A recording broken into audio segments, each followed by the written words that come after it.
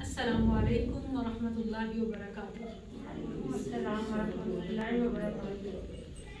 अपने मुंह को और अपनी आवाज़ों को सलात रसूल सल्लल्लाहु अलैहि वसल्लम के साथ मुअत्तर करें। ज़य्यिनू अस्वातकुम अत्तिरू अफ़वाहकुम।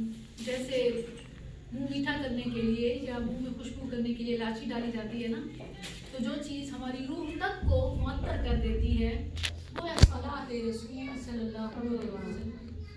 देखिए, जब कुरान करीम पढ़ने का हुक्म आता है कुरान करीम में ही, तो क्या आदाब सिखाए? फ़इज़ा क़ुरिअल क़ुरआन फ़स्तमिऊ लह, कि गौर से सुनो, व अंसितू, और खामोशी। क्यों ये पॉइंट क्यों है? कभी गौर किया कि गौर से सुनो जब पढ़ा जा रहा हो कुरान, तो सुनने का हुक्म क्यों है? जबकि हम समझते हैं कि पढ़ने का सवाब ज़्यादा है। आजकल हमारी दौड़ पढ़ने की होती है ना, पढ़ने की दौड़ होती है कि आज हमने कितना पढ़ा, या कोशिश करते हैं तो इस चीज़ की करते हैं कि कम से कम सुबह तिलावत ज़रूर कर लें, कुरान की तिलावत ज़रूर कर लें। ये भी हमारे यहाँ बड़ी खुशकिस्मती समझा जाता है कि आज हमने तिलावत की, वगरना तो तिलावत भी ख़त्म होती जा रही है। आपको पता है कि इसका असल मकसद क्या है? वो पढ़ना नहीं, समझना है। पढ़ने से बढ़कर एक और स्टेप है। पढ़ने का अगर एक आयत पढ़ते हैं तो सवाब एक हर्फ का 10 नेकियां हैं, लेकिन समझकर पढ़ने का इससे कई गुना ज़्यादा हो जाता है। और कुरान करीम का जो असल ताल्लुक है वो हमारी ज़िंदगी के साथ वो समझने का है। जब आप समझेंगे तो हिदायत मिलेगी। सूरह बकरा पहले लफ्ज़ कि इसमें कोई शक नहीं है, ये ऑथेंटिक ओरिजिनल दुनिया की वो वाहिद किताब है, वो वाहिद किताब। कोई लाइक खास तौर पर मजहब में कोई किताब किसी मजहब की ऐसी नहीं है जो आज अपनी ओरिजिनल हालत में हो। हाँ वो तौरात है, हाँ वो ज़बूर है, हाँ कोई भी है। और इवन आप इस चीज़ से देख सकते हैं कि जिस ज़बान में जिस कौम पर वो इब्रानी वगैरह उतरी थी, आज वो ज़बान ही नहीं है। तो जब वो ज़बान नहीं है और उनके तराजिम हैं, तो इसका मतलब है ये ओरिजिनल नहीं है। आज जो तर्जुमे आज की ज़बानों में मौजूद हैं, वो जो मूसा अलैहिस्सलाम की ज़बान थी उस वक़्त, या जो उस वक़्त ईसा अलैहिस्सलाम की ज़बान थी, ओरिजिनल का मतलब होता है कि वो ज़बान उसी, वो कुरान, वो कलाम, वो किताब उसी ज़बान में मौजूद हो। कुरान करीम के बेशक कई तराजिम हैं दुनिया भर में, लेकिन असल अरबी में मौजूद है।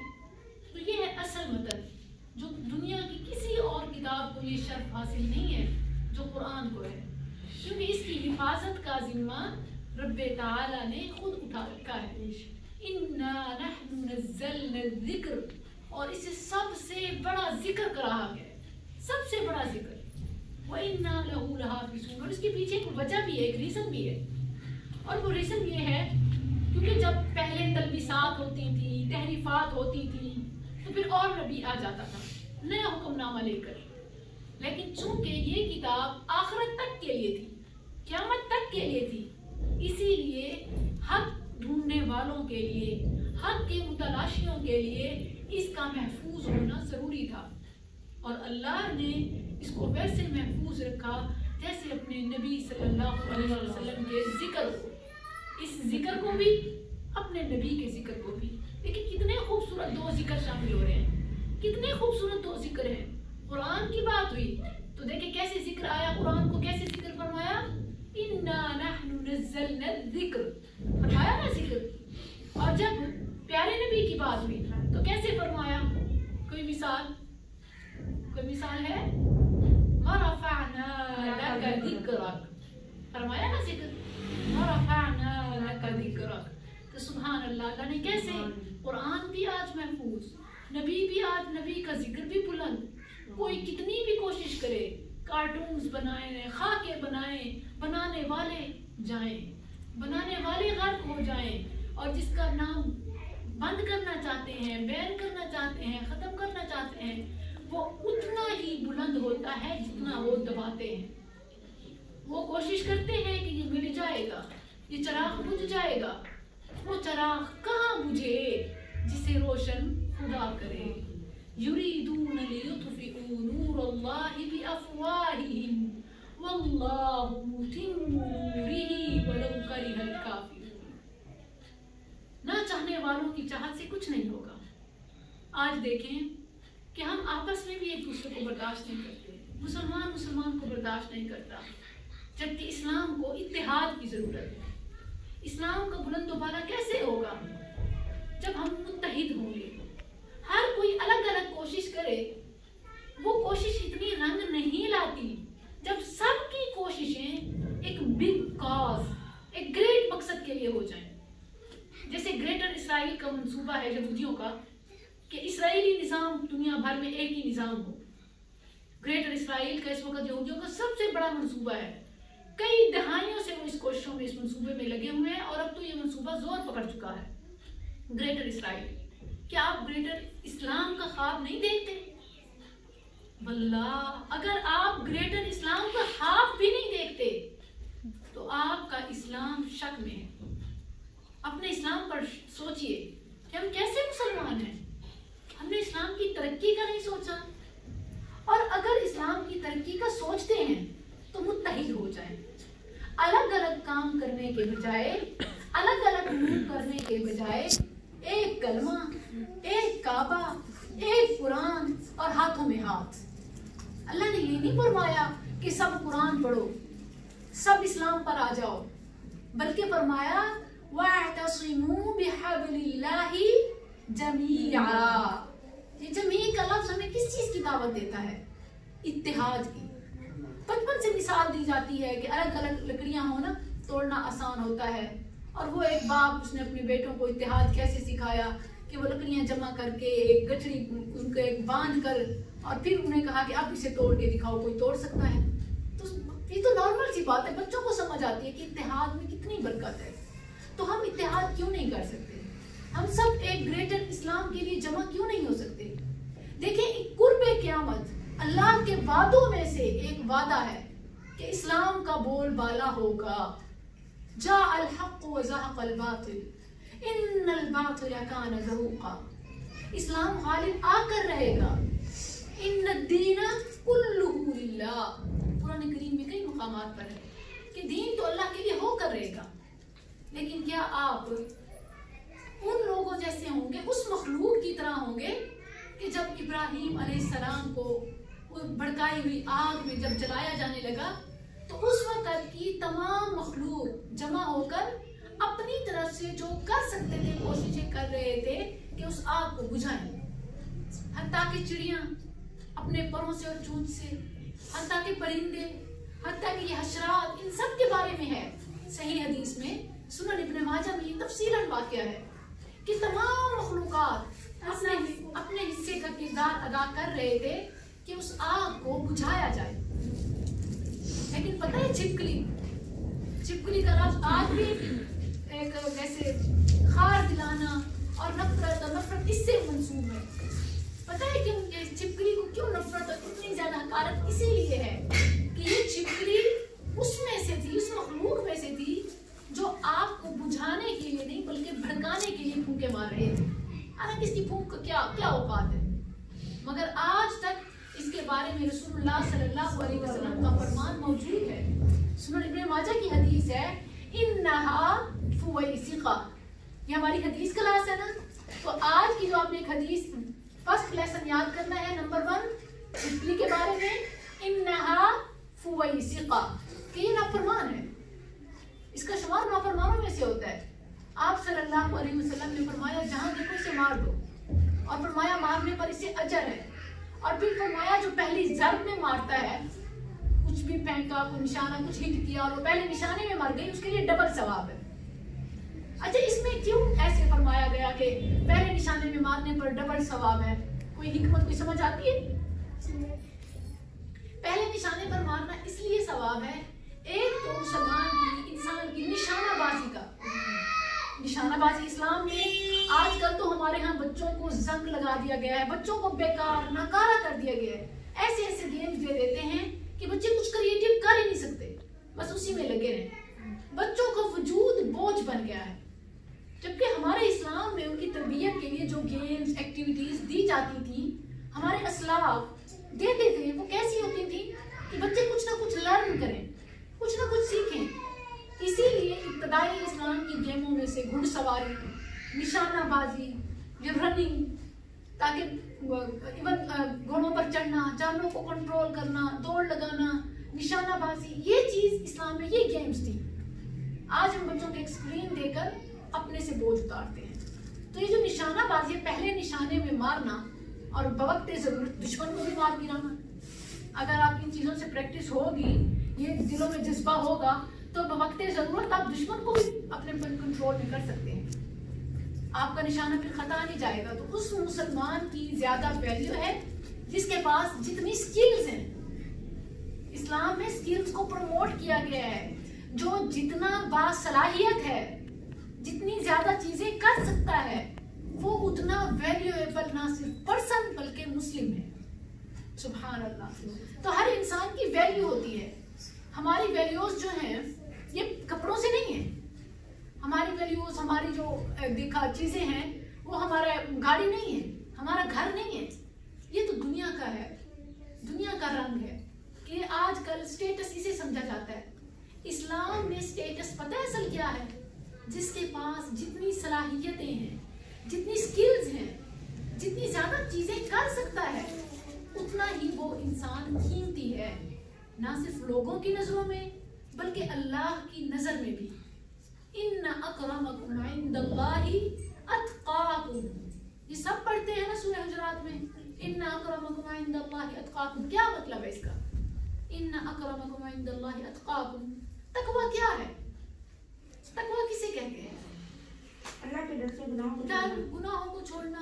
اور کوئی کمپلیٹ ڈیفینیشن، مطلب اتنی کہ سمجھ آ جائے کہ دنیا میں جینا کیسے ہے. امیر المؤمنین عمر بن خطاب رضی اللہ عنہ اب ایک مجلس شورا میں بیٹھے ہوئے تھے.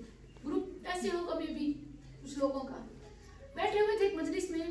پوچھا کہ اپنی اپنی رائے دے، تقویٰ کیا ہے؟ وہ آپ نے بتایا، وہ ابتدائی تعریف ہے، بالکل ٹھیک ہے کہ اللہ کے ڈر سے گناہوں کو چھوڑنا، یہ تقویٰ ہے. یہ basic first and last definition ہونا چاہیے مائنڈ میں. بالکل یہ وہ چیز ہے. مگر اس کے علاوہ کیا ہے؟ مطلب ہر کسی کی جب تجربے کی روشنی میں رائے لیجیے کہ آپ سمجھائیں تو وہ کیا چیز ہوتی ہے کہ انسان کو سمجھ آ جائے.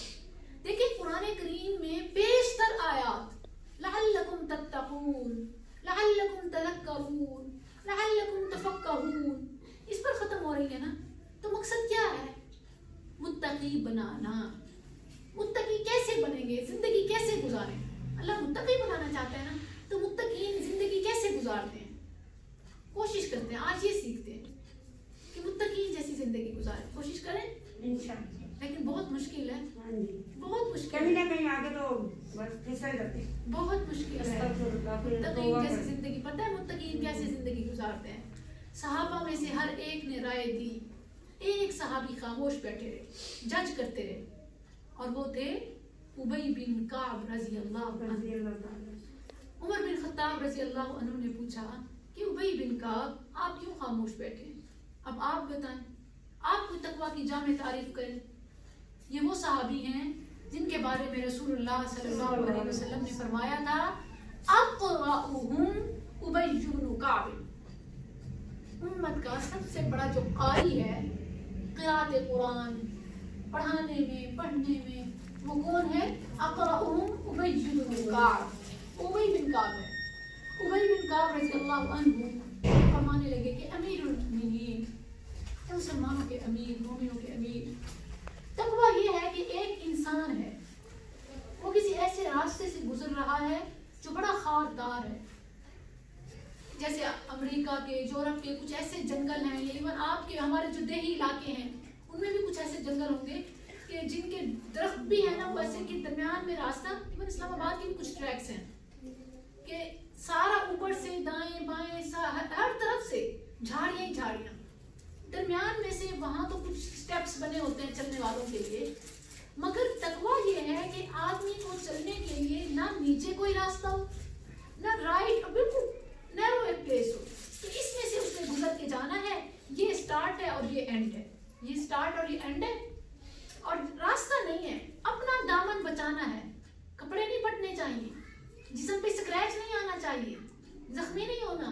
سانپ بھی ہیں، بچھو بھی ہیں، ہر طرف سے کوئی ڈنک مار سکتا ہے، کوئی چمٹ سکتا ہے، آپ کی زندگی، آپ کی سانسیں کسی بھی پل میں نکل سکتی ہیں۔ یہی تو تقویٰ ہے، ہم مسافر ہیں۔ اور یہ جو شارٹ پلیس دی گئی ہے نا، from first hour breath to end, پہلے سانس سے آخری سانس تک، یہ ہماری منزل ہے، یہ ہمارا راستہ ہے، یہ ہماری ڈیسٹینیشن ہے، اور ہم خود مسافر ہیں۔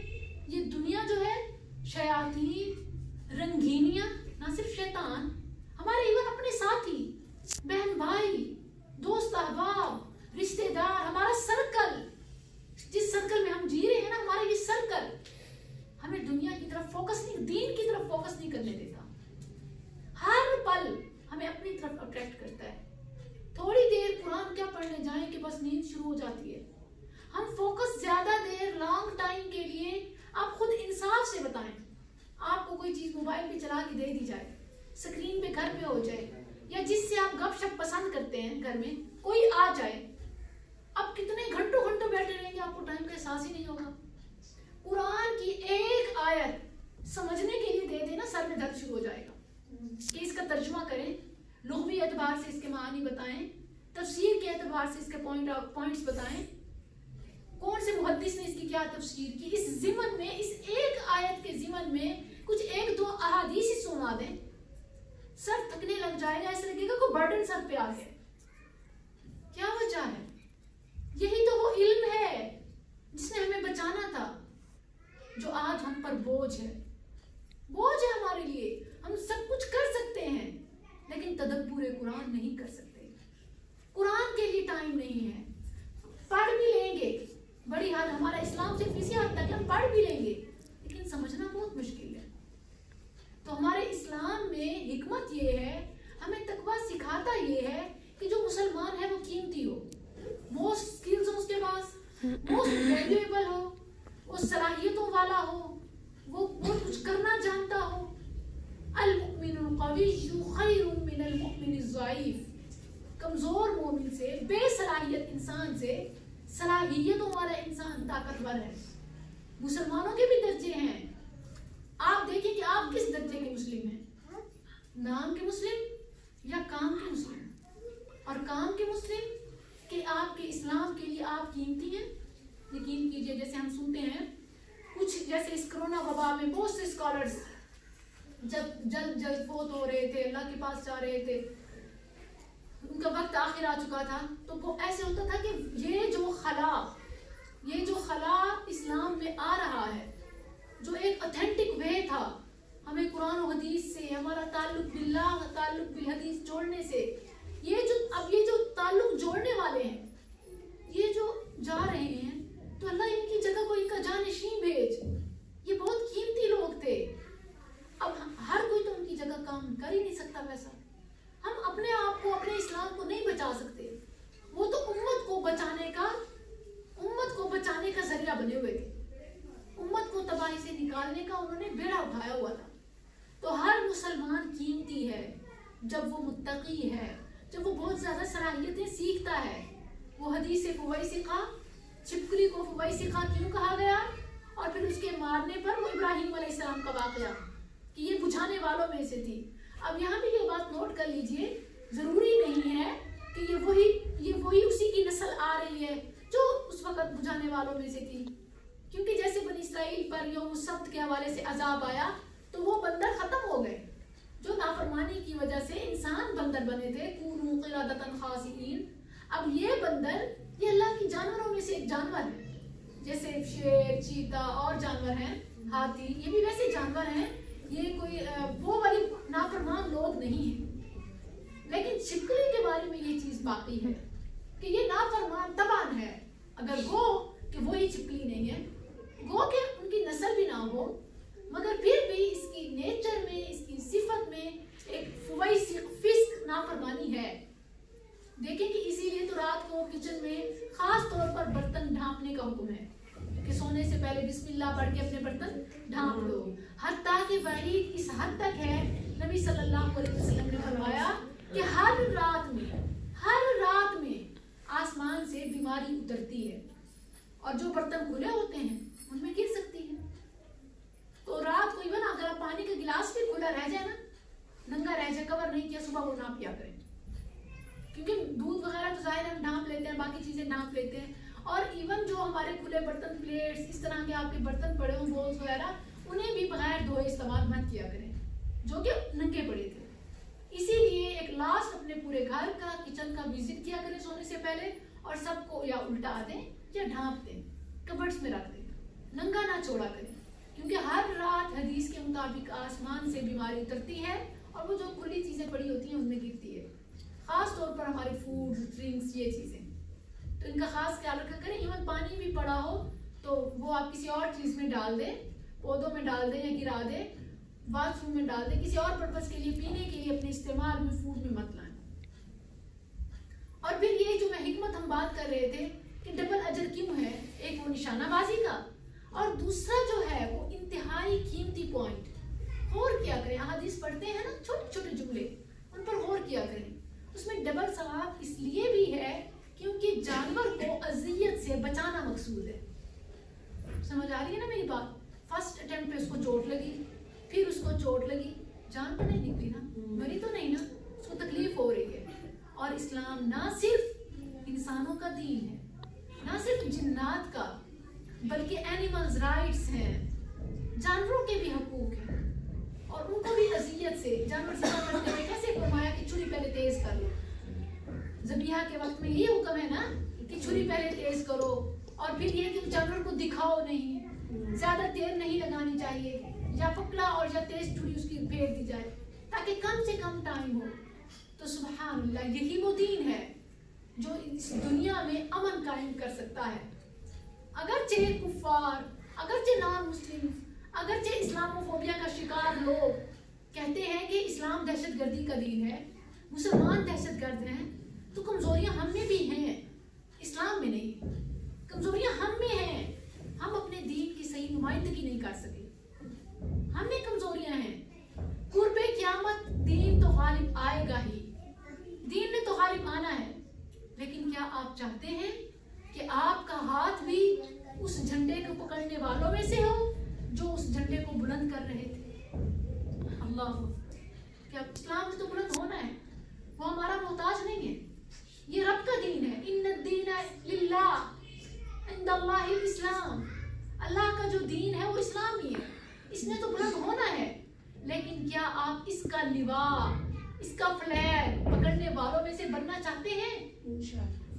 تو پھر اپنے آپ کو دین کے لیے، دین سیکھنے، سکھانے، اور دلوں میں اور کچھ بھی نہیں نا، اپنے دلوں میں خیر خواہی کا جذبہ رکھنے والوں میں سے بن جائیں.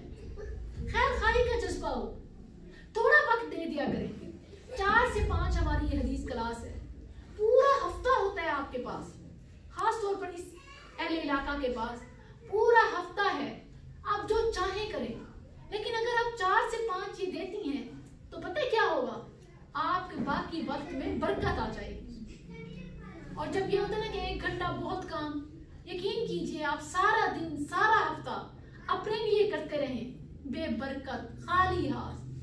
اور جب ایک فارسی کا شعر مجھے یاد آ رہا ہے کہ فکر کار ماں، فارسی میں بھی بہت دینی حقائق ہمارے شامل ہیں. اس میں ہے کہ فکر کار ماں، در کار ماں، آزار ماں، کہ جب میں نے اپنا آپ اللہ کے لیے کر لیا، اللہ کے دین کے لیے کر لیا، تو اللہ نے کیا کیا، وہ میرے کاموں کا مدبر بن گیا، تدبیر کرنے والا. فکر کار ماں، در کار ماں، آزار ماں. تو آپ وَأُفَوِّضُ أَمْرِي إِلَى اللَّهِ إِنَّ اللَّهَ بَصِيرٌ بِالْعِبَادِ.